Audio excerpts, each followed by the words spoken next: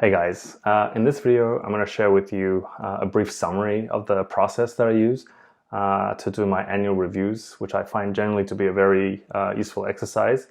So basically you start with the reflection, you think about the previous year, and then you figure out what the lessons learned are, the insights, and then based on those you make your plans for the following year, as well as some general long-term planning as well. So this is a process that ideally you want to spend a few days on because there's a lot of things to look at over the year. You want time to just sit down and think and reflect. I find that when I'm out in nature with just pen and paper, it's generally the best setting for me to just think without sort of interruptions, and to really consider what the lessons are. In terms of the questions themselves, so some of the questions are things like what worked well last year, what didn't work well, what are things that I want to keep on doing, what are things that I don't want to continue anymore, what were difficult, what made them difficult, what were the magical moments, what were the big accomplishments of the last year, what did I learn, what was valuable about the lessons that I've learned, are there any principles that I can take away from it, are there any lessons that I need to keep on relearning? So there are some things that I already know about myself, for example, and I had to keep relearning that lesson about myself.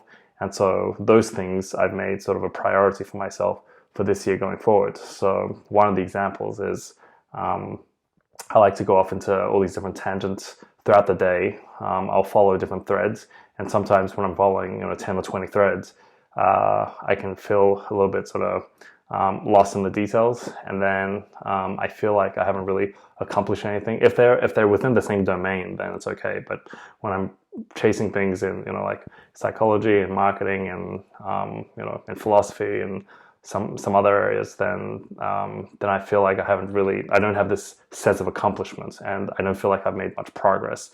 So one of the things that I've kind of figured out for myself is just to make sure that there's a limit on how many threads that I can sort of go down on a daily basis, and not exceed those. And I've also added to my evening ritual a reflection question of whether are there any unnecessary or distracting activities today that I can get rid of, so that it's something that I can be aware of the following day when I'm doing my things. So the other thing as well is at the start of the year, I also like to think of a theme for the year. So for last year, the theme word was flow. So to be in a state of flow, whether when it comes to like writing or coming up with ideas. And for this year, for me, the theme word is create. So to create like YouTube content, to create some different pieces of writing and so forth. Now, in terms of planning generally for the year, I like to break things down into different categories. So the major ones are fitness, health, relationship, business, money, and so on. And then I like to figure out what the big goals are, for the priorities are for those different categories, and then break them down into chunks, into quarterly chunks, and then break them down even more into fortnightly goals, and also to figure out what I can measure to make sure that I'm on track with those goals. And once you've done that, then it becomes a lot easier to track your goals. One of the other things that I'm doing as well when I'm looking at goals is figuring out whether or not there's any low-hanging fruit or any better way to get there. Anything that I may not have thought about. So for example, if I'm trying to achieve a specific business goal, then something that I may not have thought of is to engage a business coach, for example.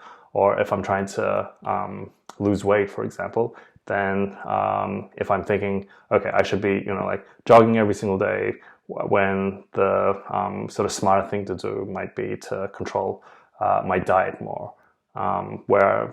So basically, I'm looking for areas where I can get I can apply the Pareto rule, the 80-20 rule. So I know that 20% of the effort is going to yield 80% of the results.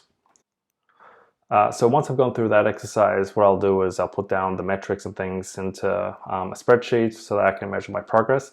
Some of it will be on spreadsheets, some of it will be on Roam Research. You can see videos about Roam Research that I've made before. So for example, with the daily reflection stuff, most of that I put into Roam Research. Every day I've got sort of a tracker to make sure that I've been keeping a detailed log of how I'm spending my time, whether or not I'm using it effectively, whether or not I'm doing exercise, and so on and so forth. So so that I know that I'm sort of on track for what it is that I'm trying to accomplish. So I hope you've enjoyed this video, and I'll see you on the next one.